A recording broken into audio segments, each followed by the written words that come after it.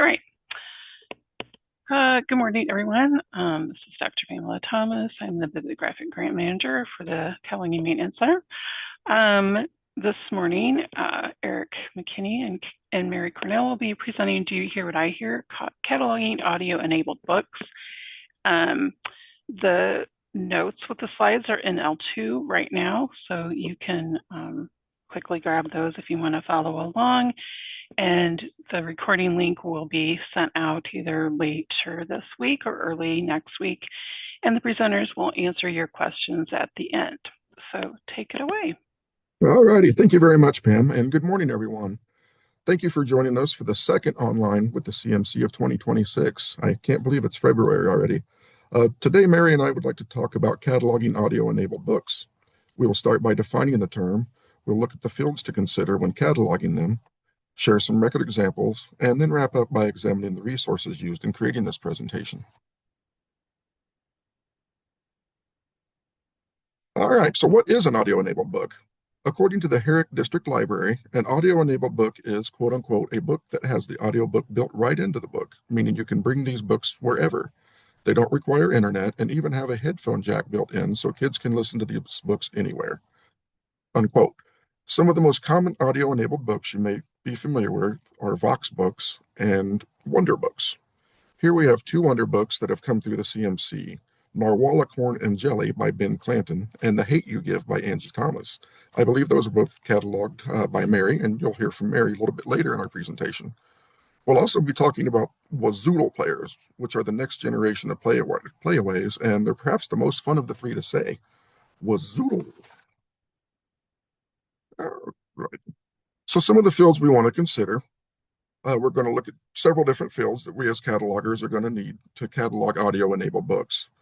These will include the fixed fields, 0xx, 02x, 3xx, 5xx, 6xx, 7xx, and we'll throw in the 8xx's as an honorable mention.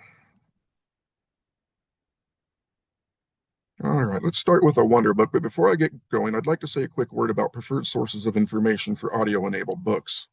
Since these items have a book to refer to, the first source of information should be the title page or verso of the book. If no information is present there, the cover of the book, spine of the book, or the information included on the audio player can be used. Finally, the good old internet can be used if none of our required information is present on the item at all. It is unlikely that that will be necessary with types of audio-enabled books that we are discussing today. If it is, be sure to bracket any information not taken from the item itself. So with that out of the way, our first audio-enabled book is the Wonderbook version of Last Stop on Market Street by Matt de la Peña. In the book, a grandmother teaches her grandson about gratitude and cherishing the world around him as they ride through the bus through town. I would like to start by looking at the fixed fields. Because our item is both a print book and an audio-enabled device, we can use either sound recording template or the book template. It is generally recommended to use the sound recording template with audio-enabled books, though that might be an institutional or social level decision. So the type is set to I for non-musical sound recording. This will make a difference in what 00x fields are needed in the record. More on that in just a bit. The bibliographic level is M, denoting a monograph or an item, and I think our item is sort of both. The descriptive cataloging form should always be coded with I, indicating ISBD punctuation is being used. ISBD punctuation is a requirement when cataloging using RDA. The encoding level is left blank, indicating full level cataloging.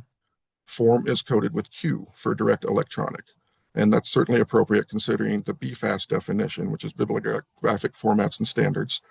Storage on a directly accessible, tangible recording medium, such as disk, tape, playaway device, flash drive, portable hard drive, etc. So always code form with Q when cataloging an audio-enabled book. Because we are not dealing with a score, part and FMUs, or format of music, are coded N for not applicable. The audience is noted as juvenile.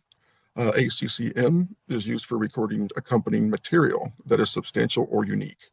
For an audio-enabled book, D for libretto or text is a good selection. BFAST defines that as a printed transcription of the libretto or other text, such as a transcript of verbal contents of a sound recording, which is pretty appropriate here. The type of control is left blank, indicating no specific type. The only other option here is archival, and you can use A if the item will be cataloged using archival descriptive rules. I'm going to go out on a limb and guess that will not apply to the vast majority of Wonderbooks, Residuals, and Voxes. But, your archives may differ. Modified record is also left blank. MREC notes whether bibliographic information was modified for entry into machine-readable form. The language of the text and audio is both in English. So we have ENG there. And the book was published in Ohio. So there's the country code for Ohio, AOHU, coded there. There is publication date and dates 1 and a copyright date and dates 2. It is not out of the norm for audio-enabled version of a book to be published well after the print version.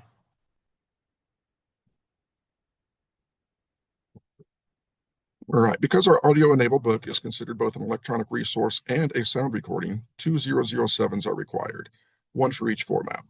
There should also be a 006 for electronic resource and one for book when cataloging an audio-enabled book as a non-musical sound recording. According to the Mark 21 format for bibliographic data, the 006 has 18 character processions numbered 00 through 17 that provide for coding information about special aspects of the item being cataloged that cannot be coded in field 008 or the fixed length data elements. It is used in cases when an item has multiple characteristics, such as printed material with an accompanying cassette or a map that is issued serially, and to record the coded serial aspects of non-textual continuing resources.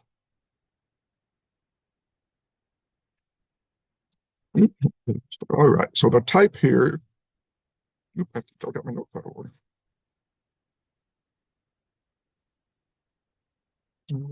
Sorry, excuse me, I got my notes out of order here. All right.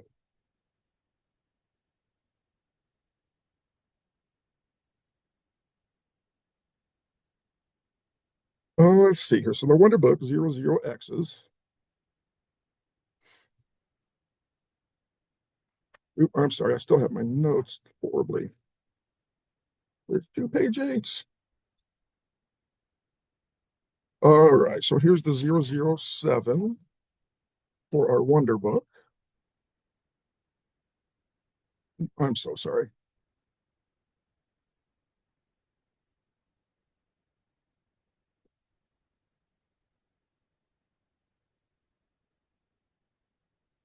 All right, so our fixed fields here for the 007 on Last Stop on Market Street. Because they're, okay, I'm so sorry. Let me find the appropriate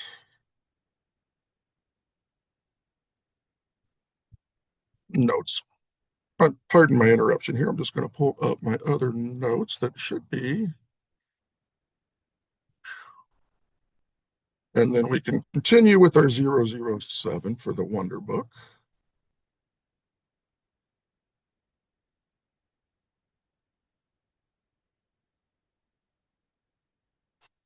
And I have the over here. All right, so thank you for bearing with me. Let me get these up here. I don't know why my print notes decided to come out like that. So let's get going. Again, the electronic resource for our Wonderbook is, let's break that down a bit. For non-musical, let's see, where did we leave off here? I'm going to, all right, modified record is left blank. So now let's go to the sound recording.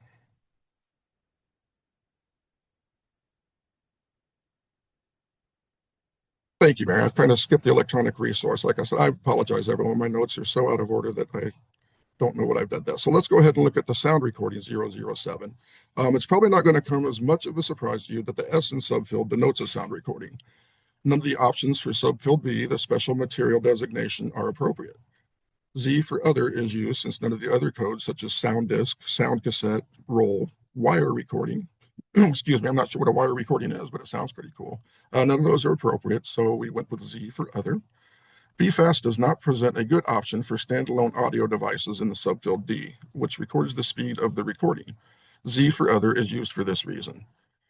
Subfield E records information on the playback configuration. Most audio-enabled books will not list if the playback configuration is monaural, quadraphonic, or multi-channel, or stereophonic. So U for unknown is our code here. Subfield F is groove/width information, and those pertain mostly to discs or cylinders. I think vinyl here. And our item is neither, so N for not applicable is used. G is for recording the dimensions of the item. BFAS lists specific dimensions for reels, discs, cassettes, cartridges, and cylinders, but not for audio-enabled books. So G is coded Z for other.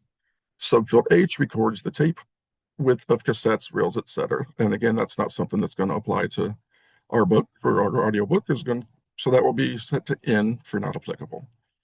Subfield I records the tape configuration. Full track, half track, 8-track. Nope, none of those apply to our items, so N is again used for not applicable. You might be seeing a pattern here. Let's see, our item is not a disc, cylinder, or tape, so J is also not applicable. And K is sort of an interesting subfield in this case. It's used for listing the kind of material used to create the item. BFAS notes the subfield is intended to relate only to a sound recording rendered on a mechanical device. That would certainly apply to an audio-enabled book. Many of the entries here, such as lacquer coating, acetate tape with ferrous oxide, are certainly not appropriate for our items here. The listings of metal, plastic with metal, and plastic come close, but upon examining the definitions, none of them quite fit. Metal means that the item is entirely made up of metal. Plastic is entirely made up of plastic, and plastic with metal indicates the item has a plastic base with a metal coating. So subfield K is set to Z for other. Subfield L also does not apply as it records the kind of grooving, or the kind of cutting rather, or groove in a disc. So once again, we see our good friend N for not applicable. And subfield M actually has something applicable. It records any special playback characteristics. Think of standards like the National Association of Broadcasters and encoding such as Dolby A, B, or C. E is specifically for digital recording, so we can use it here. BFAS does note that digital recording should not be used for any commercial recordings prior to 1982 or any analog disc or tape recordings. And we can wrap up our sound recording with 007 with subfield N, the original storage and capture technique. Of the offerings here, D for electrical capture, digital storage is our best option. The other options are for items with analog electrical storage, and that does not apply to our items here. All right, so the Wonderbooks 00X, I'm not going to linger long on the 040, but I do want to point out subfield E. Since we are using RDA, a subfield E should be present or be added if it is not present. I'm also not going to worry too much about the 019. Those are LCLC numbers of duplicate records that have been merged with this particular record. But both fields are in the record, so I think they warranted a quick mention. The print book ISBN does not match the Wonderbooks, which has its own. So the print book ISBN is invalid for this format. BFAS says application invalid. An ISBN is application invalid for a particular record when it is known that the same number is also assigned to a different resource. When cataloging a part of the multi-part resource on a separate record, the ISBNs for the set and parts not described in the record are considered application invalid. Finally, the 028 publisher and distributor number is present. It contains the issue number from Playaway products as indicated by the 0 in the first indicator. A second indicator of 1 ensures the information in subfield A can be used to search for the item in OPAC, or in the OPAC rather. So let's go on to our Wazoodle, and we'll look at the fixed fields here. So that's going to wrap up our Wonderbook. The Wazoodle differs from the Wonderbook in that it has no physical print book with it. It is a device with preloaded stories. We will look at the record for the Wazoodle version of Game On. The sports-related stories contained teach children about sports, sportsmanship, and recreation. However, that doesn't change the fixed fields very much. The only difference between the fixed fields of Last Stop on Market Street and Game On are the dates of publication and the L-text field. Last Stop is coded as fiction in L-text, whereas Game On is coded for other. And our Wazoodle 00X. At the top, you can see the 00X and 007 for the Wazoodle. The bottom is from the Wonderbook we just examined. Notice we have a single 006 here for the electronic resource. The second is not needed this time with no print portion to account for. Like Last Stop on Market Street, a 007 for electronic resource and one for sound recording is present. There are minor differences with the coding in some subfields, chiefly the specific material designation in subfield B. This is coded S for standalone, as there is no book portion. BFAS refers to a standalone device as a storage and reader component as an integrated standalone device. The data storage medium cannot be removed from the playback device with which it is issued. The data carried on the medium can only be read using the integrated special purpose device. With no print portion attached, the content can only be read using the device. And that certainly applies to our Wazoodle.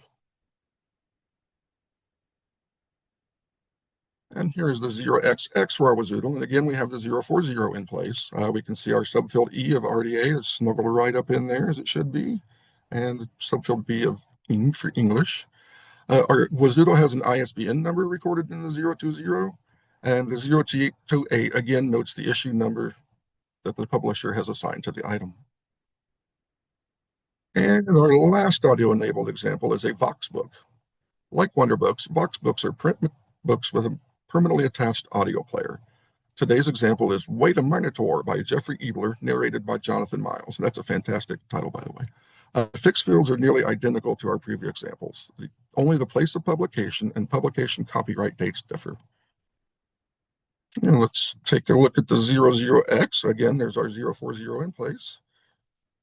Subfield B and subfield E are present. Our Wazoodle has an ISBN number recorded in the 020. And the 028 again notes the issue number and that the publisher has assigned to the item. And our 02X. There we go. The box version of the book does have an ISBN, the publisher number. There's the publisher. Okay, so now that we have seen what to do with fixed fields 00X's and 0xX's, I will turn things over to Mary to explain what to do with the rest. Take it away, Mary, and thank everyone for bearing with me again. I appreciate that. And the notes should be correct in L2.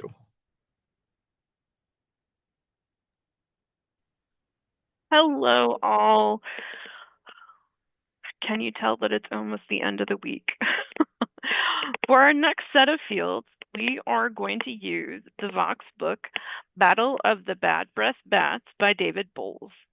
The full record of this can be found at OCLC number 129-873-9287. We do want to note that there are other 3XX fields you may see in Wonderbooks or Wazoodle players that you don't find in Vox books. We'll highlight a couple of those later in our presentation. Firstly, we're going to look at the 300 and the 3X fields for this record. In the 300, we have this item listed as an audio-enabled book in the subfield A, and in parentheses that the book is 86 pages. Our subfield B lists that the item is digital and includes color illustrations. Lastly, in this field, our subfield C lists that the item is 24 centimeters and ends with a period, as the record does include a series statement in the 490. Next, we have a 334 for mode of issuance. This is a single unit, as it would be checked out by a user as a single item. Then we have two 336s, one for text to represent the text in the item, and one for spoken word to represent the audio portion of the Vox book.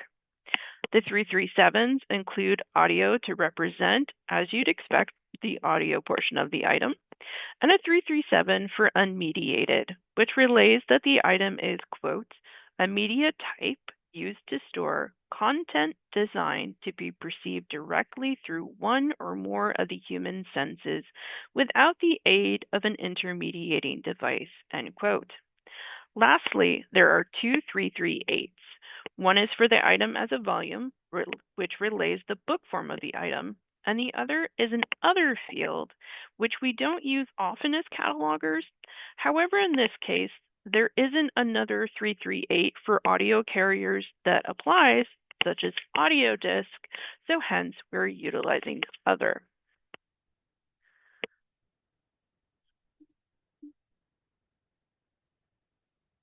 Continuing with our 3XX fields, we are going to look at the 34X fields. For this item, we have two 340 fields. The first relays this item's color content is polychrome or in color, and the second relays that the item includes illustrations. Then for the 344, which is the sound characteristics field, we just have the subfield A of digital and a source code 2 of RDA-TR. Unlike an audiobook, this doesn't include optical because it's not on disk, but also I didn't include a 344 subfield G because the configuration of the playback channels, which could be stereo for a disc, is unknown. Lastly, we also would include a 347 for the digital file characteristics and list this as an audio file with a source code of 2. Next, we're going to look at the 5XX fields used in this record. For this record, we have 4 500s. The first lists this item as a Vox book. The second two relay the characteristics and specifications of the item. The last one is a quote grab from the Vox book website. We also have a 511 field, the participant or performer note field, with a first indicator of 0 and a subfield A of read by Maria Liatas. The first indicator of 0 tells us that there is no display constant generated for the content. You see this first indicator often with audio materials like audiobooks. Finishing up our 5XX fields, we're looking at two 52X fields. Our first field is an audience note. This book includes a GRL:M on the back cover. Research tells us that this code, created by Fontes and Cornell, is a recommended grade level. M is specifically coded as recommending this item for readers in grade 2. Considering this record could have had the first indicator changed to a 0, however, without this context, when it was cataloged, we have provided that without the context that we have now, when this item was cataloged, we might have found this a bit confusing. So we've kept this first field indicator of 8. Also included in this record is a 520 or a summary note. For our first set of 6 5Xs, we are looking at the 650s. For all of these, I use the form subdivision of V of juvenile fiction. Some might think I could have used juvenile sound recordings as well, but this form subdivision has the corresponding genre heading, children's audiobooks, that can be used instead. Also, I know with LC's recent announcement of getting rid of the form subdivision, you may think I didn't need to add this at all. However, this item was cataloged in 2022, and Cher and the CMC are planning on continuing to use the form subdivision in cataloging. Our second set of 6 XXs is looking at the 655 genre fields that were added for the item. For this item, I have 3 genre headings I added. They were humorous fiction, horror fiction, and because this also includes a sound recording, children's audiobooks. All of these are Library of Congress genre form terms, so they end with a subfield to source code of LCGFT. Unfortunately, genre terms like Playaway or Vox Books in this instance don't exist in LC's genre form terms, but you can add for this book a local field or a 690 and add in a heading such as 690 Vox Books audio enabled book and parentheses. This is a helpful local edition because it can help separate the physical book edition and the Vox book edition. Also, as you know from one of our earlier Online with the CMCs last year about subject headings, you may be able to find alternate vocabulary that does have a Vox Books genre heading. We're going to include that list of alternate vocabularies in our resources if you want to peruse to find some alternate terms for your records.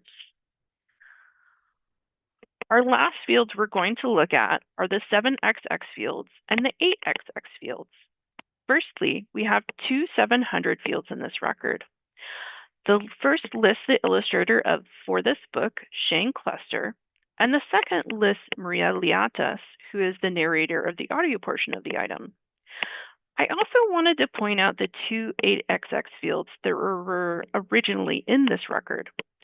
Technically, these series fields pertain to the physical book series for both 13th Street, which is the series by David Bowles, and the publisher series Harper Chapters.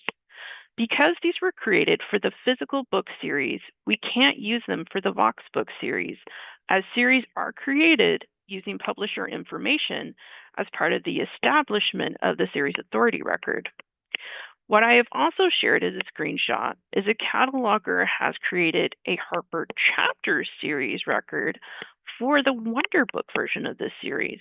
So if, say, this was the Wonderbook, I could utilize the 830 of Harper Chapters, subfield H spoken word. What I might consider in the future is creating a very similar series record, but making it for the Vox Books edition, so this series can be used for them. This is something that's very important to keep an eye out on, though, when we're using series records. So for our next several slides, we're essentially going to take on the same idea as Eric did, where we are comparing the fields shown with our Vox book and how these fields differ in a Wonderbook and a Wazoodle. First step, we're using a Wonderbook for comparison. And because I am a massive dork, I am using the book Wonder by R.J. Palacio for our comparison, a Wonderbook called Wonder. This record can be found at OCLC number 137-215-6807. I want to throw out a field that is not shown in our screenshots that this record does have naturally. Because it's a large print edition, it has a 250 for large print edition. To differentiate our Vox book field examples, they have an orange outline, and our other example, in this case our Wonderbook, has a pink outline. As you can see, for the most part, the 300 and the 33X fields between the two items are pretty much the same. However, the Wonderbook is a large print edition, so in the 300 subfield A, it also includes that it is large print. And there is also an additional 338 with other subfield B and Z, subfield 2 RDA carrier. Concluding our 3XX field comparisons with Wonderbooks, we're going to look at the 34X fields. While there are small differences in the 340 fields, color, and Wonder being large print, our big differences come through in the 341, 344, and 347 fields. As Wonder is a large print item, it is imperative that we as catalogers add accessibility fields for the large print content. The 341 fields include two fields. The first 341, first indicator 0, and then the text, textual, and subfield A, synchronized audio text and subfield B, and a source code 2 of SAPDV, which stands for schema.org, accessibility properties for discoverability vocabulary. This particular terminology was new for me as a cataloger while I was researching this presentation, so I looked at the definition of this term, synchronized audio text. This is defined as, quote, describes a resource that offers both audio and text with information that allows them to be rendered simultaneously. The granularity of the synchronization is not specified. This term is not recommended when the only material that is synchronized is the document headings, end quote. As such, this would describe Vox books, Wonderbooks, and any other audio-enabled book. Also, there is a 341 that includes the accessibility of the item's print being large print. While SAPDV is the main accessibility terminology I am familiar with using in records, there is also a glossary called Onyx that can be used for these fields. Both this vocabulary and SAPDV are linked in our resources slides. The additional 344 speaks to the audio portion of the Wonderbook not needing a dedicated power source, such as plugging into a computer or a wall adapter, through the term non-volatile flash memory. The second 347 relays that the audio file is a Wonderbook for the Wonderbook is an MP3. As you can see by looking at the 5XX fields for our Voxbook and the 5XX fields for our Wonderbook, they are much more extensive for the Wonderbook. However, if you look closely at the 500s and the 511s, the information they are relaying in those fields are similar. What we do find that is different are the three bottom fields in our Wonder example. This record includes a 520 or a summary for the item. It also includes a 521 with a first indicator of 2, which tells us that this book is of interest to students in the 3rd through 7th grades. Our most interesting difference is that we have an accompanying 532 field or an accessibility note field. This field accompanies the 341 field and tells us in natural language that the item is a pre-loaded audiobook player that follows the text, and also that the text itself is in large print. If you have a 341 field in your record, you should always have a 532 field. This works in the same vein of if you have, say, a 041 field, which is the language code field, you should also have an accompanying 546 field, which is the language note field. We could look at the difference between our items 2 650s fields, but as they are different books, the subject matter would be entirely different. However, I thought it might be interesting to note the additional 655 or genre form term fields included in this record. As you can see, both books include the 655 for children's audiobooks, but have different genre terms otherwise. I want to point out and wonder that it specifically includes a 655 for large print books.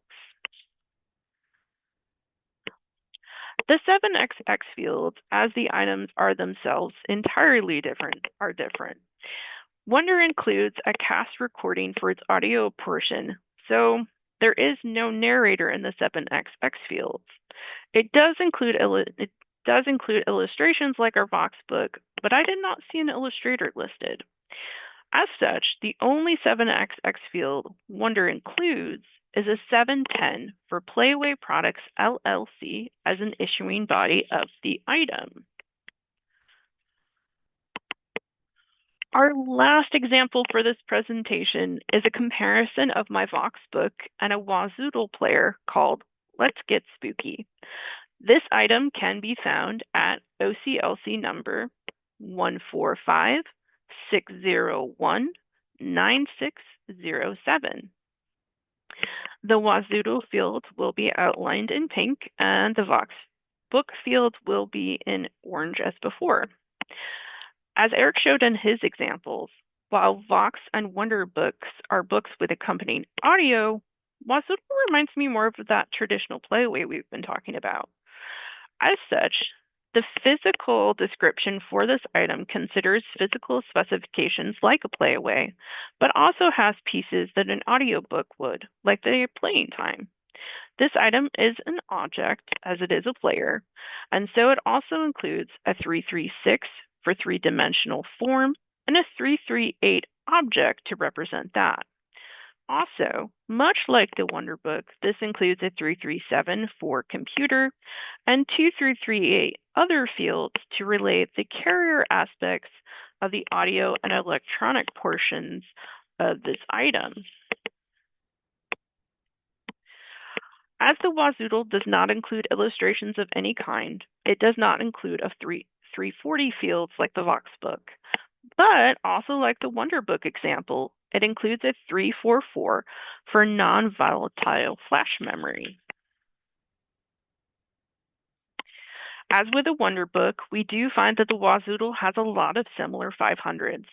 However, it also includes information about the technical aspects, like the player is powered by a rechargeable battery, includes small parts, etc. This player also includes a variety of stories, meditations, etc., and as such also includes 3505 or contents nodes fields. There are two 521 fields that relay that the player is for ages 8 plus and grades 3 to 5. The title of this item was taken from the label on the player itself, as shown in our 588 field or source of description field. Like our Wonderbook and Vox examples, the Wazoodle includes a variety of genre headings. As you would think by the title, paranormal fiction is included, but also this player includes meditation music and fairy tales. One of the most surprising pieces of the Wazoodle I cataloged is that there was nothing on the container or otherwise about the narrators of the various stories, fairy tales, etc. on the player. Like the Wonderbook, this item just had a 710 that relayed Playaway Products LLC was the issuing body. I want to finish out this last example by bringing your attention to our resources on the next couple of slides.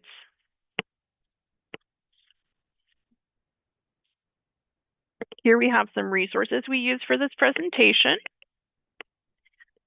And two of the most vital resources for field guidance when cataloging these items came from the RSA or Resource Sharing Alliance's Guide for Audio-Enabled Books and the Share Editing Checklist for preloaded audio players and audio-enabled books. And on our call today, we have Barb Scobie, Dr. Pam Thomas, myself, Mary Cornell, my co-presenter, Eric McKinney, Kat Enderberg, Ryan Rafferty, Katie Roberts, and Andrea Joysta. Any questions? Thanks, Eric and Mary. We do not have any questions yet.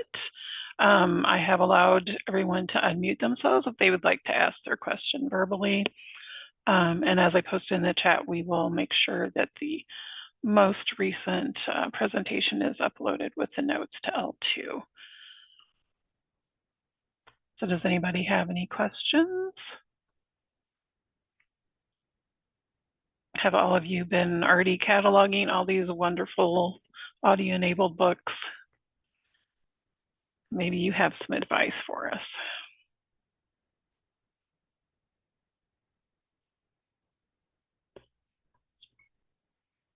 I have a question I can throw out to the audience. Has anyone been using any of the alternate vocabularies for these kind of items?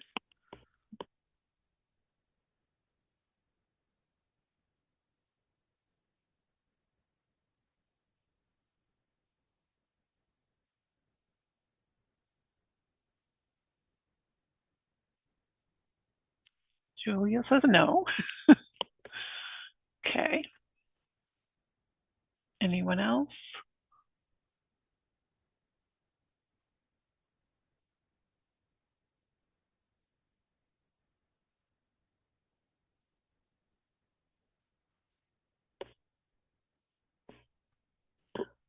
Erica says, hi, awesome presentation. We wanted to add that if you can't find publication date info for an item on the item, check the publisher's website. That's what we do. And same with playtime duration. Oh, thanks, Erica. That's great. And yeah, that's what we end up checking, I feel like, a lot. I think Eric mentioned that a little bit earlier in his presentation as well.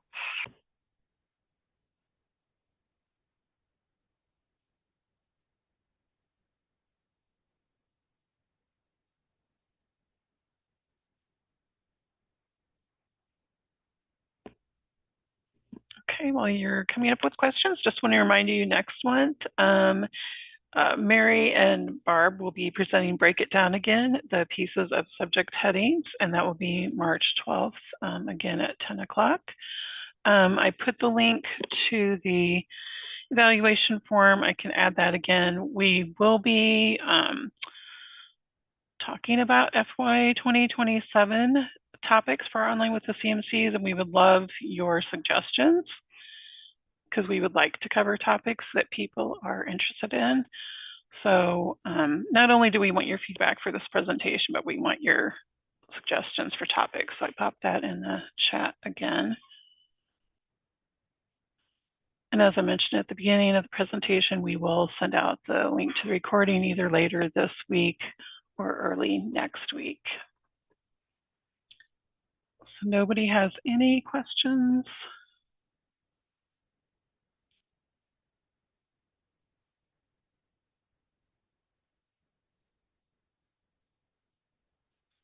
Ryan says, I'm curious about 344 subfield I sound. I know that's usually reserved for moving images, videos, but could it be used here? I usually don't, Hmm. but I guess that would also depend on the item. So it might not be a bad idea for an audio-enabled book, just because you're dealing with two different pieces of a whole, if that makes sense. I think that's definitely an option.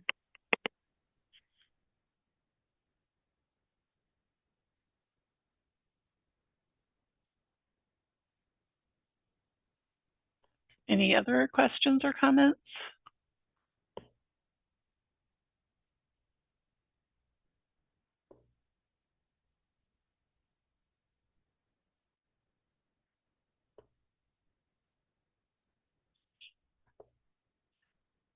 Okay, Ryan replied, I don't come across these much and found this very useful. Thanks. You're welcome. Okay, if there are any other questions, and we hope to see you next month. And I'm going to stop the recording.